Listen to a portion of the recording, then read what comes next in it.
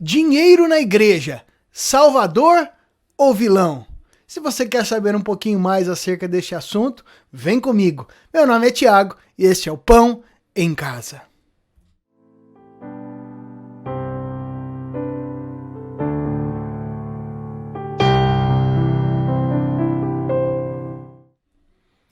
Paz do Senhor, queridos! Como é bom nós estarmos juntos para dar seguimento ao estudo da Palavra de Deus. Mas antes, espera um pouquinho. Se você ainda não é inscrito no nosso canal, você pode se inscrever aqui embaixo, assinar o sininho das notificações e também você pode clicar ali no gostei, no curtir assim que você terminar. E compartilhar também, queridos, né? O nosso objetivo não é de nenhum objetivo financeiro, mas pelo contrário, que a palavra de Deus possa chegar, né, de forma clara a todas as pessoas. Então, você pode estar nos ajudando, compartilhando nas suas redes sociais, no WhatsApp, no Facebook, no Instagram ou em outras redes que você tenha estes nossos estudos. Hoje nós vamos estar estudando a segunda carta de Paulo aos Coríntios, capítulo 8 e 9, onde o apóstolo Paulo trata de um assunto que hoje é seriamente problemático, né, em muitos lugares, que é o assunto do dinheiro, das finanças dentro da igreja. Né? Então as pessoas querem dinheiro, tá dando dinheiro para o pastor, tá dando dinheiro para a instituição, como lidar com isso? E hoje nós vamos trabalhar de maneira bem franca e tranquila isso, queridos. Né? Como nós enxergamos o dinheiro segundo a palavra de Deus, como você pode trabalhar as ofertas dentro da caminhada cristã de uma forma saudável e, acima de tudo, de forma bíblica. Né? Então, você já pode pegar o teu caderno, teu lápis, tua Bíblia e vamos juntos estudando este texto maravilhoso. Segunda carta de Paulo aos Coríntios, capítulo 8 e 9. Estes dois capítulos. Vamos juntos então? A palavra de Deus nos diz assim: também, irmãos, vos fazemos conhecer a graça de Deus concedida às igrejas da Macedônia. Porque no meio de muita prova, de tribulação, manifestaram abundância de alegria, e a profunda pobreza deles superabundou em grande riqueza da sua generosidade. Porque eles, testemunho eu, na medida de suas posses e mesmo acima delas, se mostraram voluntários, pedindo-nos com muito rogos a graça de participarem da assistência aos santos. E não somente fizeram como nós esperávamos, mas também deram-se a si mesmos, primeiro ao Senhor, depois a nós, pela vontade de Deus. O que nos levou a recomendar a Tito que, como começou, assim também complete esta graça entre vós.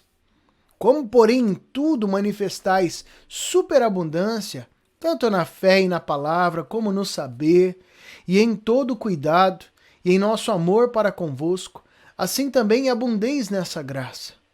Não vos falo na forma de mandamento, mas para provar pela diligência de outros a sinceridade do vosso amor. Pois conheceis a graça de nosso Senhor Jesus Cristo, que sendo rico se fez pobre por amor de vós, para que pela sua pobreza vos tornasseis ricos.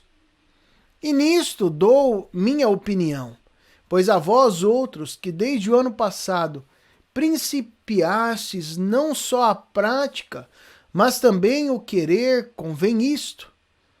Completai agora a obra começada, para que, assim como revelastes prontidão no querer, assim a leveis a termo, segundo as vossas posses. Porque se há boa vontade, será aceita conforme o que o homem tem, e não segundo o que ele não tem. Porque não é para que os outros tenham alívio e vós sobrecarga, mas para que haja igualdade, suprindo a vossa abundância no presente a falta daqueles, de modo que a abundância daqueles venha a suprir a vossa falta, e assim haja igualdade.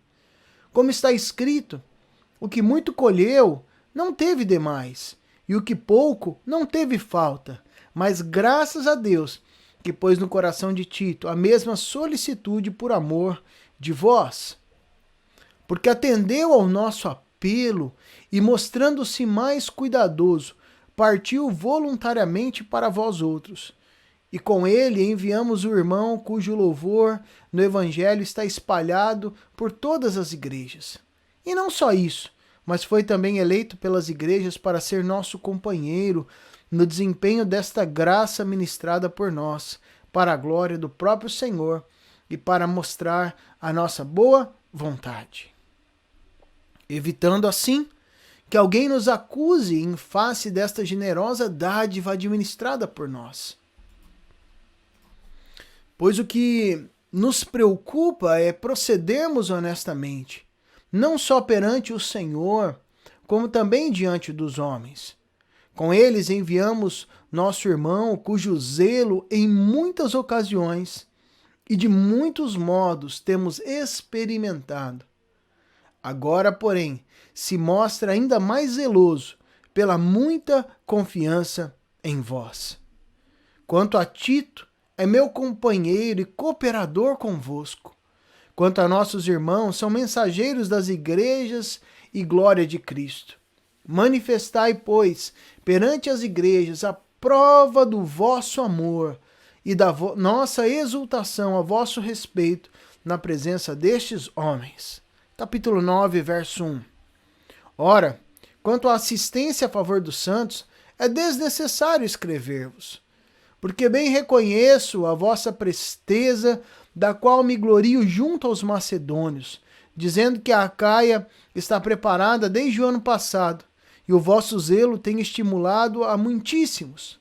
Contudo, enviei os irmãos, para que o nosso louvor a vosso respeito, neste particular, não se desminta, a fim de que, como venho dizendo, estivesseis preparados. Para que, caso alguns macedônios forem comigo e vos encontrem desapercebidos, não fiquemos nós envergonhados, para não dizer vós, quanto a esta confiança. Portanto, julguei conveniente recomendar aos irmãos que me precedessem entre vós e preparassem de antemão a vossa dádiva já anunciada, para que esteja pronta como expressão de generosidade e não de avareza. E isto afirmo: aquele que semeia pouco, pouco também ceifará, e o que semeia com fartura, com abundância também ceifará. Cada um contribua segundo tiver proposto no coração, não com tristeza ou por necessidade, porque Deus ama a quem dá com alegria. Deus pode fazer-vos abundar em toda graça, a fim de que, tendo sempre em tudo ampla suficiência, superabundeis em toda boa obra. Como está escrito, distribuiu, deu aos pobres, a sua justiça permanece para sempre. Ora, aquele que dá semente ao que semeia e pão para alimento, também suprirá e aumentará a vossa sementeira e multiplicará os frutos da vossa justiça, enriquecendo-vos em tudo para toda generosidade, a qual faz que por nosso intermédio sejam tributadas graças a Deus.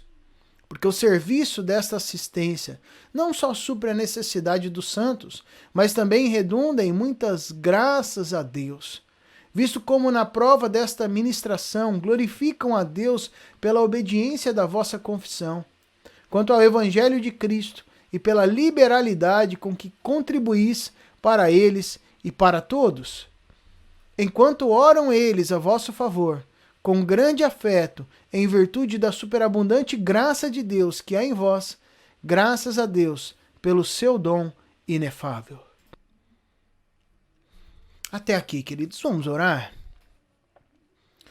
Santo Espírito de Deus, nós clamamos a tua iluminação, o teu toque, o teu agir nas nossas vidas, para que possamos compreender e nos aprofundar nesta santa palavra do Senhor. Sabemos que há muito para aprendermos dia após dia. Hoje nós estamos diante deste texto, Senhor, que fala acerca de finanças, de oferta, e nós te pedimos que o teu agir, a tua iluminação venha sobre nós, para compreendermos aquilo que o Senhor tem para as nossas vidas. Assim nós oramos, no nome santo de Jesus. Amém e amém. Amados, aqui é bem interessante, porque o assunto agora, né, anteriormente era acerca de divisões e outras questões, mas agora o assunto é acerca da contribuição dentro da igreja, ou seja, as ofertas levantadas pelas igrejas formadas por povos gentios, né? Então nós temos igrejas formadas por judaizantes ou por judeus convertidos ao evangelho e igrejas formadas por gentios convertidos ao evangelho. Judeus e gentios. Gentios, então, são outros povos. E eles estavam, então, levantando ofertas para igrejas em Jerusalém formada por gentios. E é interessante, queridos, o que acontecia aqui, que os cristãos ali da região de Jerusalém, que já eram, na sua maioria, pessoas de classe baixa, né, desta região, eles haviam sido atingidos por muitos surtos de fome que aconteceram naquela época. A data destes acontecimentos está em torno de 41 a 54 Anno Domini, que é na época do reinado do imperador Cláudio, né? E a igreja de Antioquia já havia enviado uma oferta para esses amados aqui, por meio de Paulo e Barnabé. Você vai encontrar isso lá em Atos, capítulo de número 11, verso 27 até o versículo de número 30. Você já vai encontrar estes relatos. E aqui Paulo está também escrevendo aos irmãos de Corinto acerca desta questão e desta necessidade. Agora aqui, antes de nós nos debruçarmos neste texto, onde Paulo vai nos dar aqui, inicialmente até o versículo de 1 a 15, até o verso 15 do capítulo 8, alguns princípios, na verdade 7 princípios que devem nortear a contribuição com as ofertas, eu gostaria de trazer aqui algumas questões.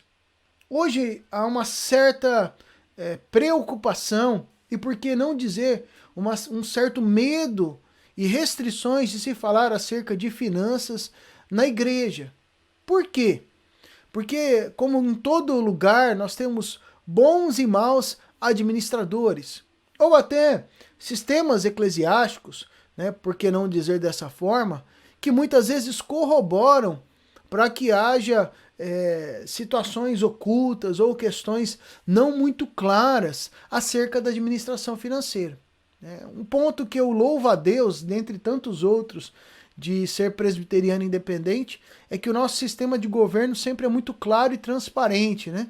Então, expressões tais como, você vai dar dinheiro para o pastor, né? Vai saber o que o pastor Tiago está fazendo com o teu recurso. Para com esse negócio de dízimo. E dizima, porque senão Deus vai te amaldiçoar. Mas a oferta restringe. Não. Falar sobre dízimos e ofertas, nós falamos da forma mais natural possível. E eu louvo a Deus, como disse anteriormente, porque o nosso regime de governo presbiteriano independente é muito claro acerca da administração financeira. Então nós temos relatórios, né, financeiros anuais, que traz tudo à tona, mostra tudo que foi investido nos mínimos detalhes.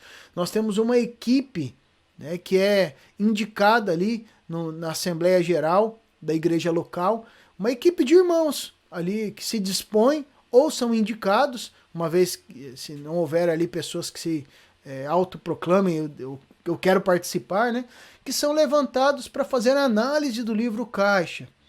E outras questões, eu como pastor, por exemplo, o dinheiro nem passa pela minha mão, nós temos um tesoureiro indicado pelo conselho da igreja, que é um conselho composto de presbíteros, né, que nos ajudam no pastoreio do rebanho e na gestão, que são eleitos pela própria igreja.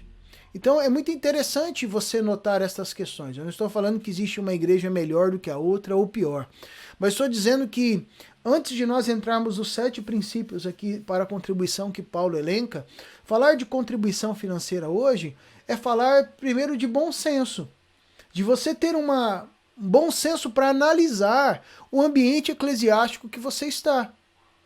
Nós vamos ver que o que deve reger a nossa vida são princípios da palavra, mas muitas vezes as pessoas contribuem por medo, contribuem porque estão sendo chantageadas, ou contribuem para fazer uma barganha com Deus, né? E simplesmente colocam ali seus recursos sem saber como está sendo administrado, de que forma. E aí nós vemos esses escândalos financeiros que acontecem em muitas instituições religiosas. Mas que se houvesse um pouquinho de tato, uma análise anterior sobre o sistema de governo, sobre como as pessoas administram as finanças, né, já poderia ser evitado muita coisa. Ah, pastor, mas é que eu estava ali comovido. Então, queridos, nós precisamos, né, ter a nossa racionalidade, né, convertida diante do Senhor, né, e não só a emoção.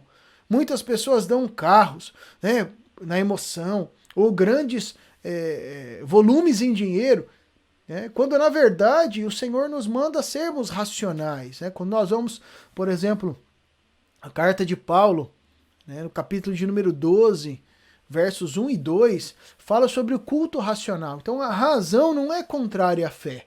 Pelo contrário, no que diz respeito às finanças, nós vamos ver que o que rege deve ser uma generosidade, tudo isso. Mas nós precisamos ter a nossa racionalidade, né, muito bem atenta. Por quê? Porque a palavra de Deus diz que nós somos mordomos de Cristo. No que diz respeito às nossas finanças, nós somos mordomos de um recurso que Deus provê às nossas vidas. Né? E como mordomos e administradores, devemos administrar muito bem, não ao nosso bel prazer, mas segundo a orientação e a direção do Senhor.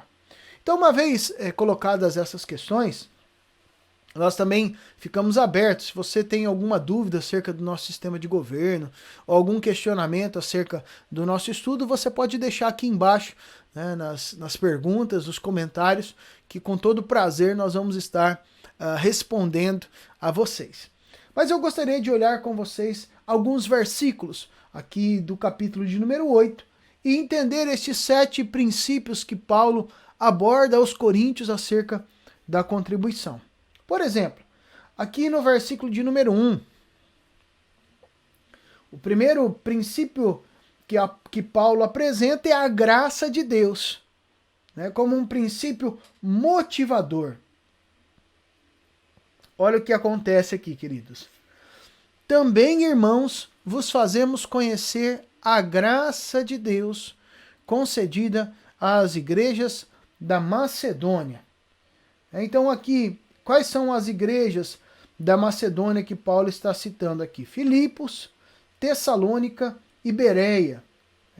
E a questão aqui, né, a motivação principal para os irmãos contribuírem, tendo em vista essa graça das igrejas da Macedônia, é justamente essa graça de Deus. Então o apóstolo, ele fala sobre essa questão, né? Sermos alvos constante deste favor imerecido do Senhor. Há quem possa confundir e achar que é uma barganha. Não! É entender que há uma graça, há um privilégio em contribuirmos para sermos instrumentos, através da nossa contribuição, de bênção na vida de outras pessoas. Então, quando ele fala dessa graça de Deus concedida às igrejas da Macedônia, ele fala que a graça é o princípio motivador. É um privilégio podermos ser cooperadores, né? É um privilégio podermos contribuir de maneira liberal na presença do Senhor, assim como a igreja de Filipos contribuiu, a igreja de Tessalônica e os irmãos bereanos. Uma segunda questão que Paulo deixa clara aqui no versículo de número 2, né, é que a generosidade deve ser o segundo princípio para a contribuição, apesar das circunstâncias difíceis. Olha o que ele nos diz. Porque no meio de muita prova e tribulação, circunstâncias difíceis, manifestaram abundância de alegria, e a profunda pobreza deles superabundou em grande riqueza da sua generosidade. Olha que interessante, queridos. Nós vemos muito disso entre as pessoas menos abastadas, né?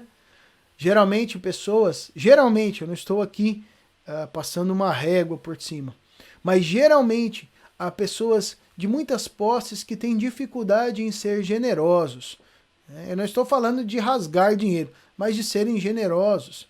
E muitas vezes nós vemos em meio às pessoas que já estão ali no seu limiar de dificuldade, sendo muito mais generosos uns para com os outros. Não é uma regra, ok? Nós temos pessoas orgulhosas e pessoas ambiciosas no sentido ruim da palavra, ou pessoas que amam o dinheiro entre os pobres e entre os ricos. Há generosos entre os pobres e entre os ricos. Mas aqui o que Paulo deixa claro é que as igrejas da Macedônia, eles estavam dispostos a contribuir mesmo passando por momentos de dificuldade. Mesmo no meio de uma prova, eles entendiam que tinham irmãos que estavam em situação pior. Ou seja, eles eram tão liberais e generosos nas suas contribuições que eles não ficavam restritos. Estamos passando em dificuldade, então o resto que se exploda. Não, eles entendiam, né? E isso só é próprio de um coração generoso. É bem interessante lá em 2 Coríntios 7,5, que nós já estudamos, que diz o seguinte: manifestaram abundância de alegria, e a profunda pobreza deles superabundou em grande riqueza da sua generosidade. Olha que coisa interessante. Segundo motivo, generosidade. Ser generoso diante daquilo que o Senhor tem nos dado. O terceiro motivo está no verso de número 3 e 4. Então, a graça de Deus é o que motiva. Apesar das circunstâncias difíceis, o coração generoso. Em terceiro lugar, um coração voluntário. Eles contribuíam por privilégio e não por obrigação. Né? Olha o que a palavra de Deus nos diz. Porque eles, testemunho eu, na medida de suas posses, e mesmo acima delas, se mostraram voluntários, pedindo-nos com muitos rogos a graça de participarem da assistência aos santos.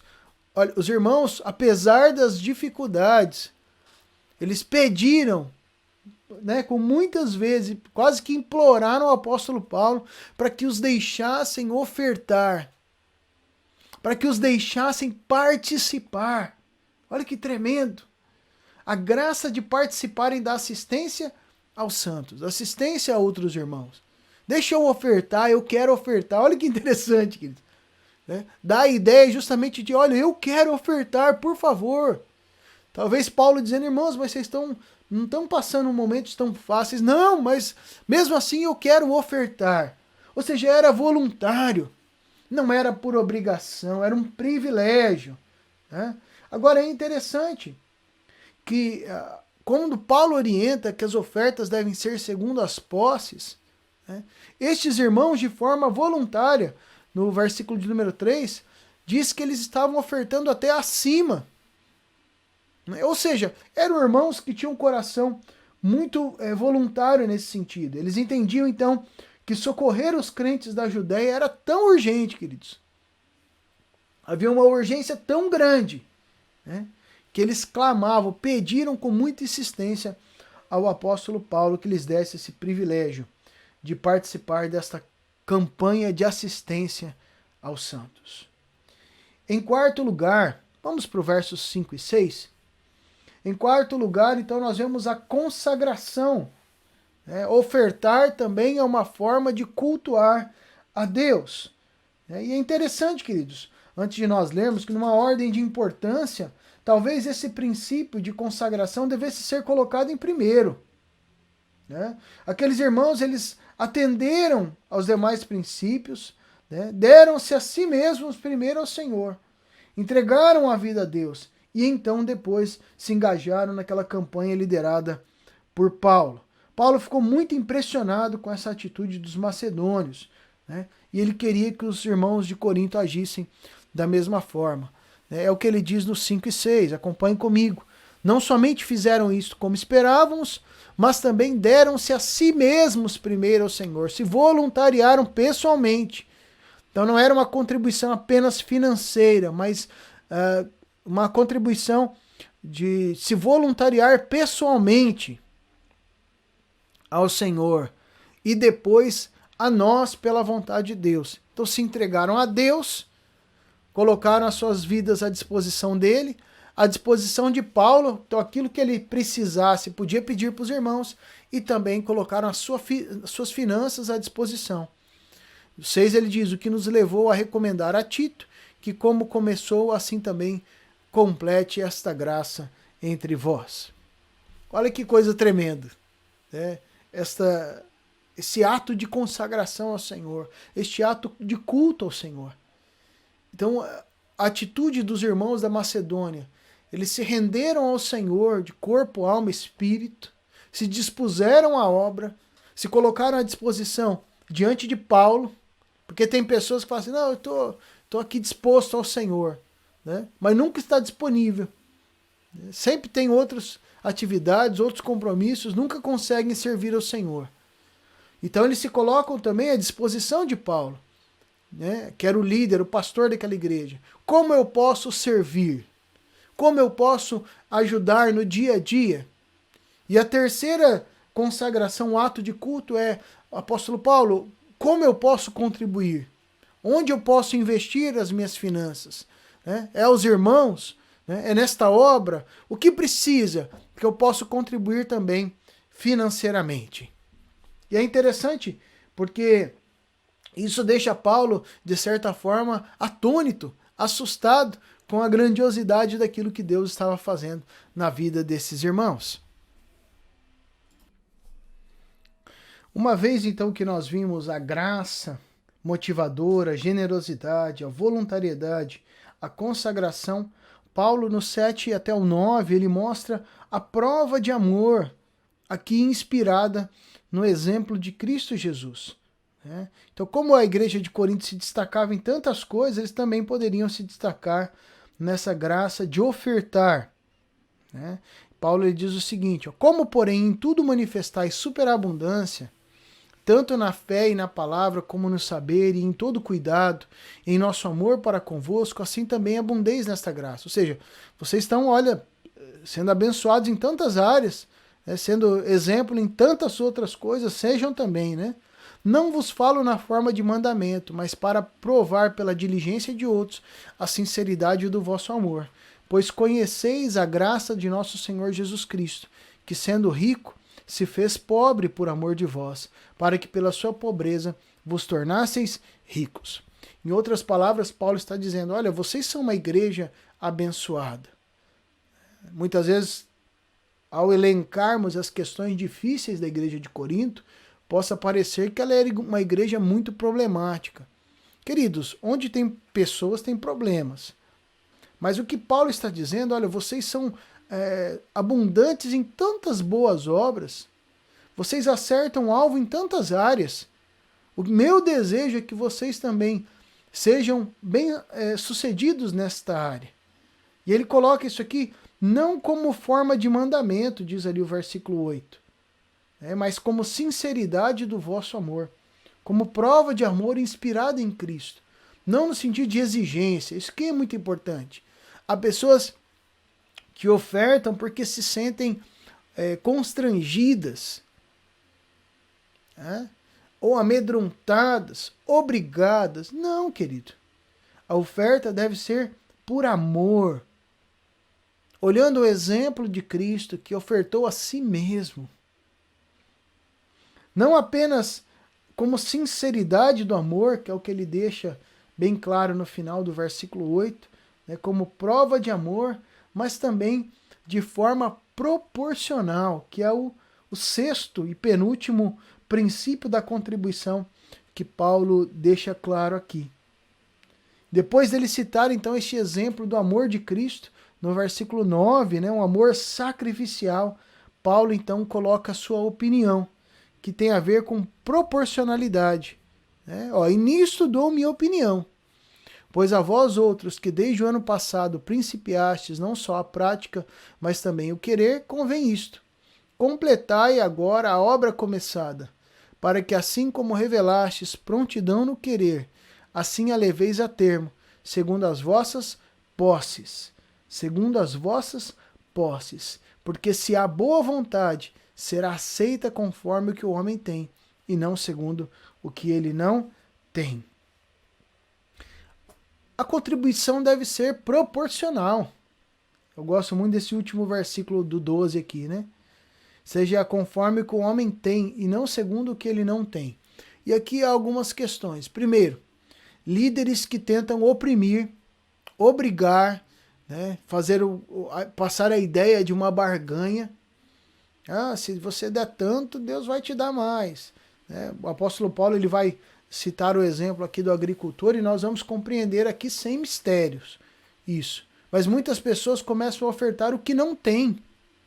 Tem que pagar a conta, em vez de pagar a conta e dar bom testemunho, querem ofertar. Né? Por quê? Porque estão sendo oprimidas. Há uma outra questão, às vezes não é questão de ser oprimidas, mas de tentar se mostrar. Então fica devendo lá fora, mas aqui quer pagar uma de bom moço. Não, estou aqui ofertando bastante. Né? Não, querido. Primeiro resolva, né, com aquilo que você tem que resolver. Você tem dívidas, pague as suas dívidas. Não queira fazer uma graça se aparecer. Ou seja, contribui conforme o que você tem. Seja um bom administrador. Comece nisso. E daí você começa a contribuir, segundo aquilo que você tem. Eu não estou dizendo que você tem que esperar ser um milionário para contribuir. Não, você pode ofertar aquilo que segundo as suas posses. É isso que fala de forma proporcional. Eu estou dizendo de pessoas que são motivadas não pela graça de Deus, pela graça de contribuir, não pelo amor, mas por medo, obrigação ou até por uma forma de status. Então deve ser de maneira proporcional. E qual é o último, então, princípio? Versos 13 a 15. Paulo diz o seguinte: porque não é para que os outros tenham alívio e vós sobrecarga, mas para que haja igualdade. Ou seja, você está ofertando por medo, por uma outra motivação qualquer, tem dívidas a serem pagas, mas eu estou ofertando para que o outro tenha alívio. O Paulo diz, olha, mas não é para isso, para os outros terem alívio e você ficar sobrecarregado, mas para que haja alívio das duas partes. Verso 14, suprindo a vossa abundância no presente, a falta daqueles, de modo que a abundância daqueles venha suprir a vossa falta, e assim haja igualdade. Ou seja, se hoje você está em abundância, oferte, para que aqueles que estão em falta possam também ser supridos. Porque no dia que você estiver em falta, o Senhor vai levantar pessoas com abundância para te abençoar. Como está escrito, o que muito colheu não teve demais, e o que pouco não teve falta. Ele usa este dito popular para falar acerca desta distribuição. Nesse sentido, amados, Paulo ele adentra a partir do verso 16, justamente em algumas questões que eu citei lá no início. Como administrar essa contribuição? Então nós, enquanto ofertantes, primeiro, é uma graça maravilhosa, fazemos por amor, tudo isso que nós vemos desses 7 princípios. Mas nós precisamos observar se há idoneidade na administração dessa contribuição. Esse é o primeiro passo, se somos aqueles que estão contribuindo. Se contribuímos, mas somos aqueles que também recebemos e administramos, deve haver idoneidade. Devemos ter uma preocupação enorme, queridos, com este recurso que está sendo administrado. E aqui Paulo deixa algumas questões importantes. Vamos então, versículo então de número 16. Mas graças a Deus que pôs no coração de Tito a mesma solicitude por amor de vós. Aqui é interessante, queridos. Haviam 3 irmãos que foram recomendados para ir a Corinto a fim de administrar este dinheiro, né? E assegurar com toda lisura o manuseio e o transporte. Paulo aqui, o primeiro que é citado, que está aqui no verso 16 que eu acabei de ler, é Tito. E 2 outros irmãos, cujos nomes não são mencionados aqui, também cumpririam essa tarefa, todos com idoneidade. O 17, portanto, ele diz, porque atendeu ao nosso apelo e mostrando-se mais cuidadoso, olha o que ele fala acerca de Tito, partiu voluntariamente para vós outros. E com ele enviamos o irmão cujo louvor no evangelho está espalhado por todas as igrejas, que ele não cita o nome aqui. E não só isto, mas foi também eleito pelas igrejas para nosso companheiro no desempenho desta graça, ministrada por vós. Olha aí, foi eleito pela igreja, né, para o desempenho desta graça, para a glória do próprio Senhor e para mostrar nossa boa vontade, evitando assim que alguém nos acuse em face desta generosa dádiva administrada por nós. Pois o que nos preocupa é procedermos honestamente, não só perante o Senhor, como também diante dos homens. Com eles enviamos nosso irmão, cujo zelo, em muitas ocasiões e de muitos modos, temos experimentado.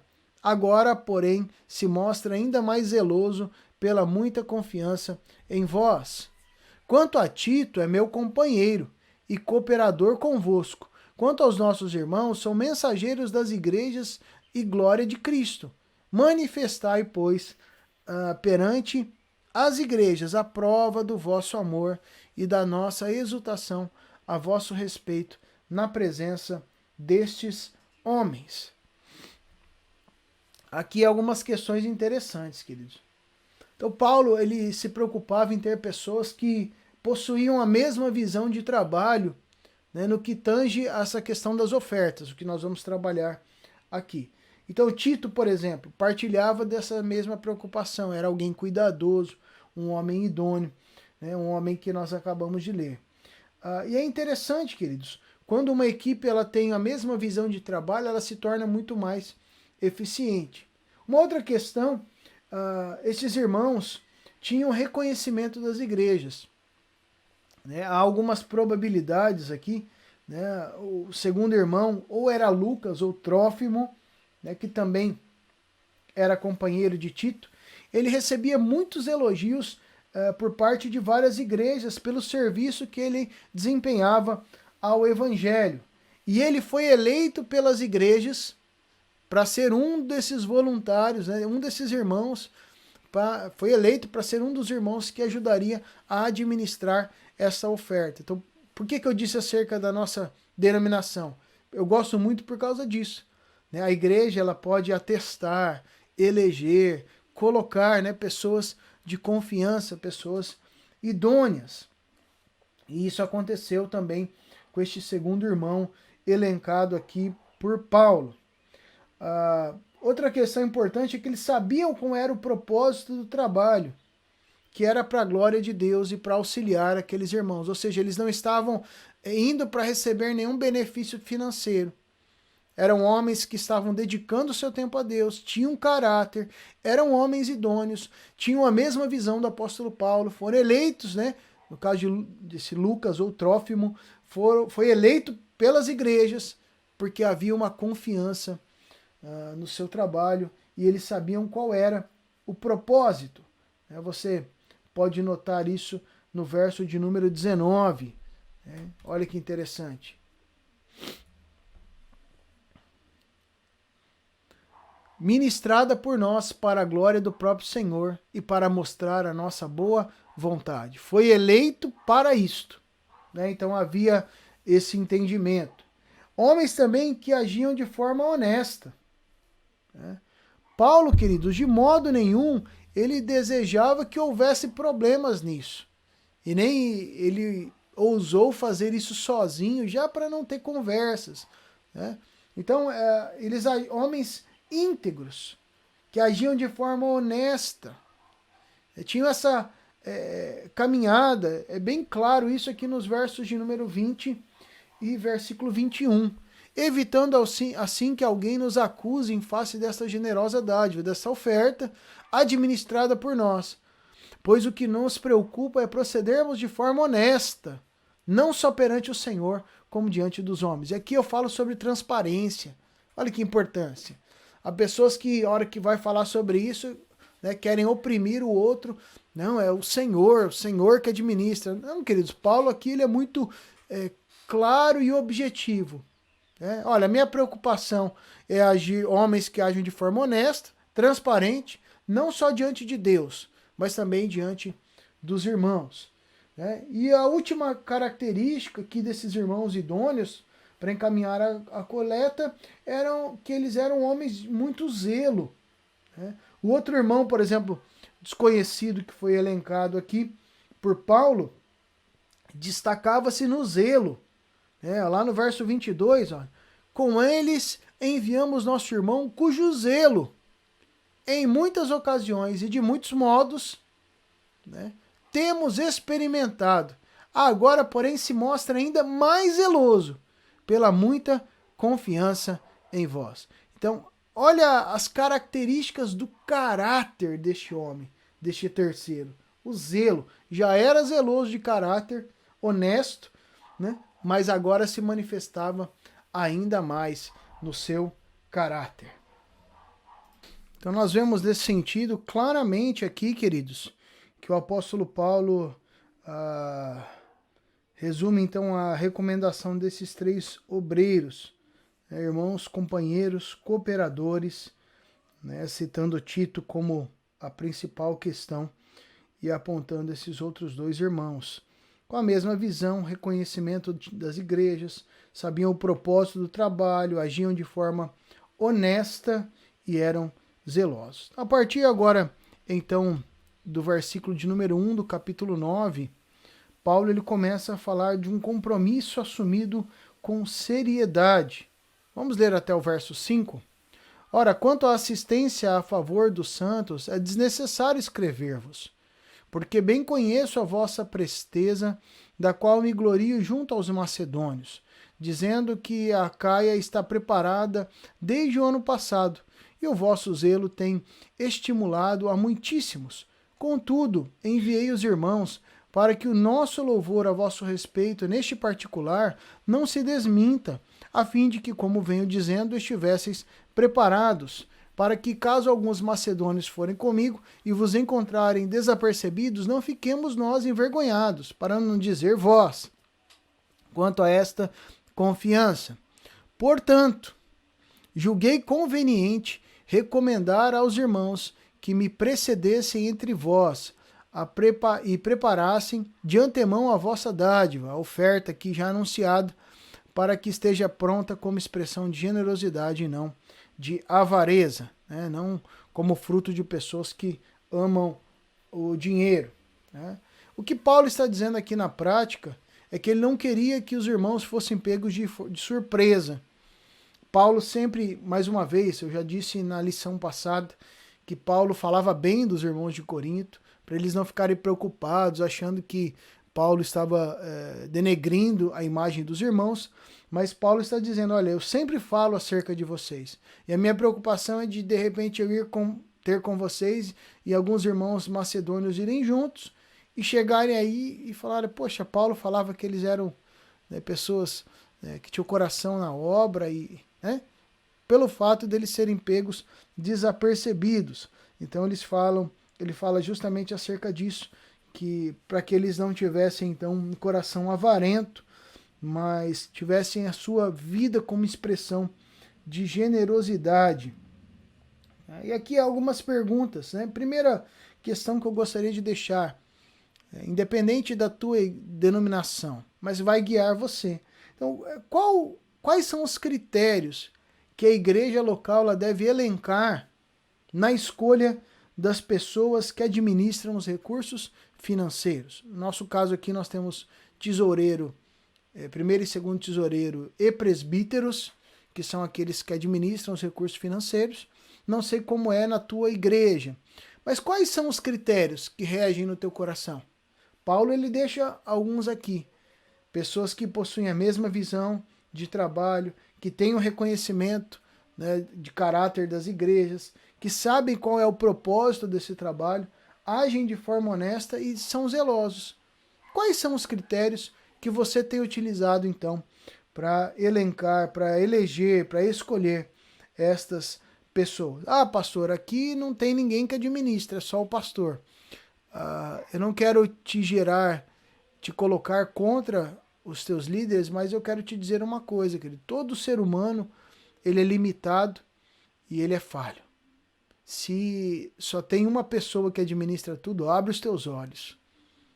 E talvez seja a hora de sugerir ao pastor que se levante um corpo de trabalho, para que possa, como o apóstolo Paulo diz, que o intuito dele não era que fosse gerada uma desconfiança.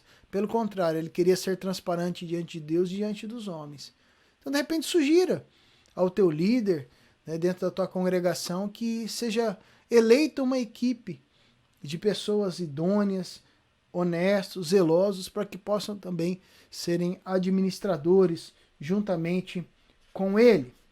Paulo, então, ele continua do 6 ao 15, falando acerca de algumas promessas relacionadas à contribuição. E aqui, de antemão, eu gostaria que você não olhasse para isso como barganha. Por quê? Porque muitos líderes, pastores ou pessoas ministram acerca de contribuição e deixam como se fosse uma barganha, uma troca com o Senhor. Não é isso, queridos. A nossa motivação deve ser a graça de Deus, o amor, como nós já vimos nos 7 princípios para a oferta.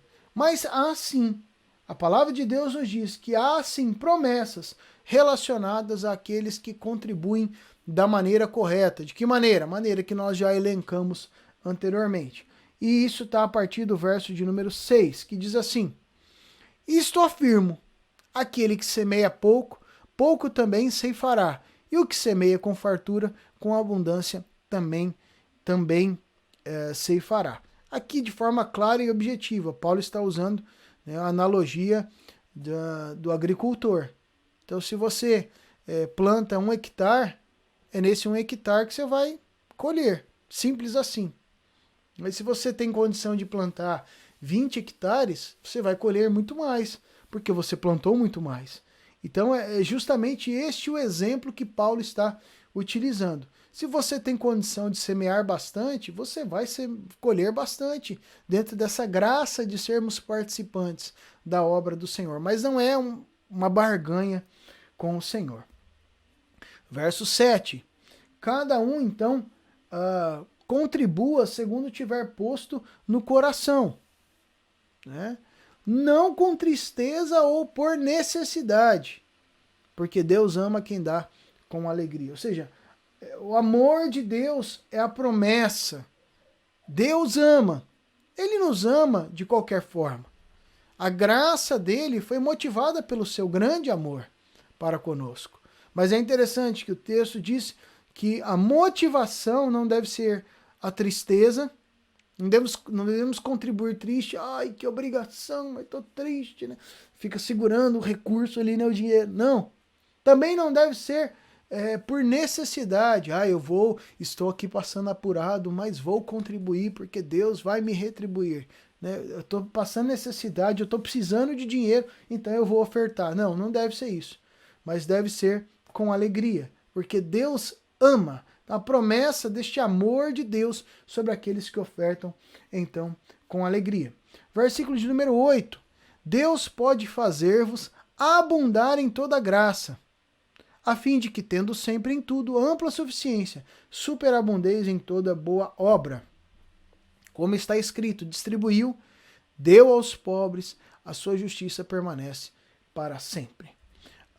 Aqui há algo interessante, queridos, nesta palavra de Deus para as nossas vidas.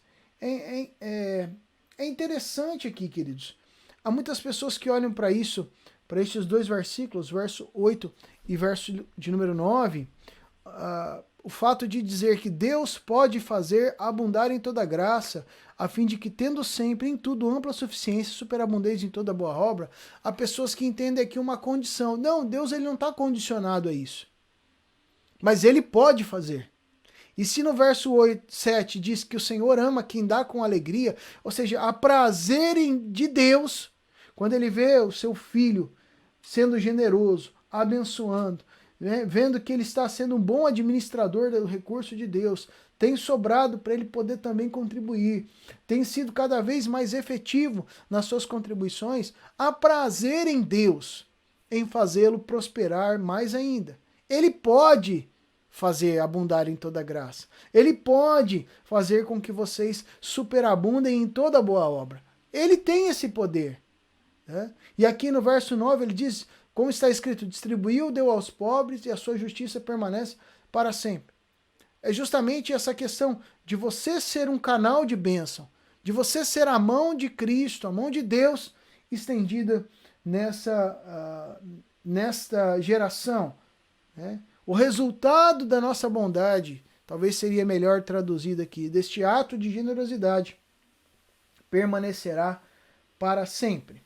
Agora aqui no 10, em diante, 10 a 13, fala sobre a multiplicação. Ora, aquele que dá semente ao que semeia e pão para o alimento, Deus, está falando de Deus, também suprirá e aumentará a vossa sementeira. Ou seja, aqui é uma promessa de aumento também. Note que nós não fazemos por isso. A nossa motivação é a graça, o amor, a generosidade, segundo as nossas finanças. Mas aqui no texto há sim essa promessa de Deus, né? Aquele que dá semente ao que semeia e pão para alimento também suprirá e aumentará a vossa sementeira. Está falando que o Senhor vai aumentar os nossos recursos para semearmos mais. E multiplicará os frutos da vossa justiça, enriquecendo-vos em tudo para toda generosidade, a qual faz que, por nosso intermédio, sejam tributadas graça a Deus. Verso de número 12.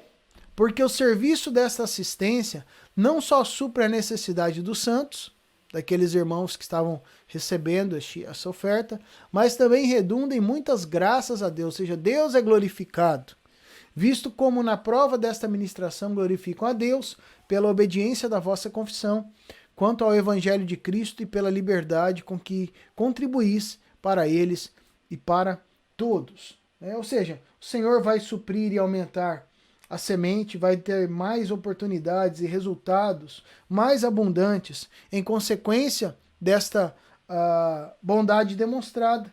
Vai multiplicar os frutos da justiça. Ou seja, quando forem levantadas as ofertas, que os coríntios estavam praticando, seria então um ato de justiça. E eles colheriam recompensas eternas. Todo ato, querido, de bondade, de justiça, tem recompensa, tem reflexos. E essa recompensa sempre é maior do que aquilo que nós estamos investindo. Então, a contribuição do cristão, o crente ele recebe, ele é enriquecido, não somente na questão da multiplicação do recurso, mas o resultado, pessoas abençoadas, pessoas tocadas, transformadas, através do nosso gesto de afeto, de amor. Ou seja, e tudo isso glorifica o nome do nosso Deus. Em último lugar, verso 14 e 15, o apóstolo Paulo, então, ele trabalha as questões acerca da conquista do afeto. Enquanto oram eles a vosso favor com grande afeto, em virtude da superabundante graça de Deus que há em vós, graças a Deus pelo dom inefável. Ou seja, a oferta que eles estavam mandando àqueles irmãos estava sendo retribuída com amor, com afeto, com carinho. O irmão que oferta na vida de outros, ele recebe esse afeto, este carinho. Ou seja, os crentes ali de Jerusalém iam se lembrar dos irmãos ali de Corinto, como meios da expressão da superabundante graça de Deus. Poxa, aqueles irmãos nos ofertaram, ajudaram. Estivemos completando nessa semana, comemoramos o domingo, mais um aniversário da nossa igreja que há 43 anos atrás, ela se iniciou como um ponto de pregação, posteriormente foi organizada como igreja aqui na cidade. Mas é interessante porque nós podemos honrar irmãos, irmãos que se dispuseram pessoalmente, financeiramente, em oração, em trabalho.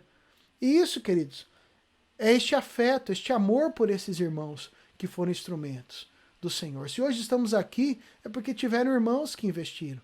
Cada construção, cada pessoa alcançada, cada cadeira, cada banco, cada papel, cada gesto de amor, cada pessoa evangelizada. Irmãos, quando a gente conversa com os irmãos que já têm uma história mais longa aqui na caminhada, quantos irmãos daqui saíram para ministrar em outros lugares, para serem instrumentos de Deus. E tudo isso, queridos, faz parte deste afeto.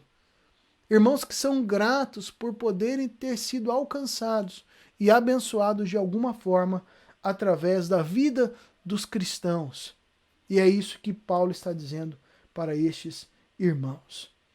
Amados, como eu disse no início, nós vivemos em tempos que muitas vezes é difícil tratar sobre questões financeiras.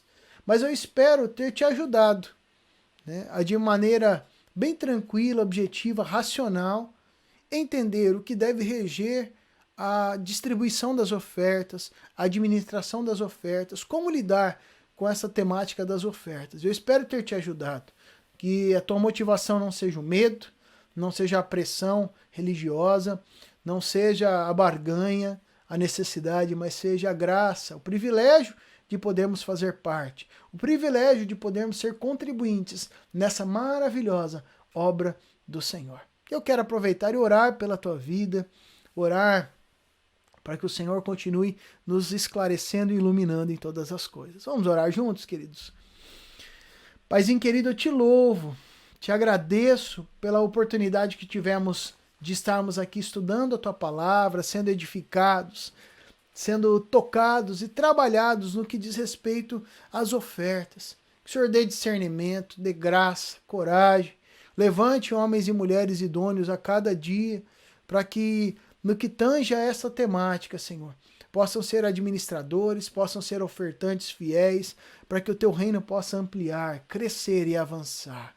Nós te louvamos, Pai, porque o Senhor não tem deixado faltar nada. Durante todo este tempo, o Senhor tem levantado pessoas fiéis, idôneas, para, ó Deus, ofertarem e o teu reino ser ampliado nesta terra. Eu te louvo por cada pessoa, Senhor, e que o Senhor continue fortalecendo e superabundando na vida de cada um. Assim eu oro e agradeço. No nome santo de Jesus. Amém e amém. No mais, meu querido, que Deus te abençoe e você tenha uma semana repleta da glória e da graça do Senhor Jesus.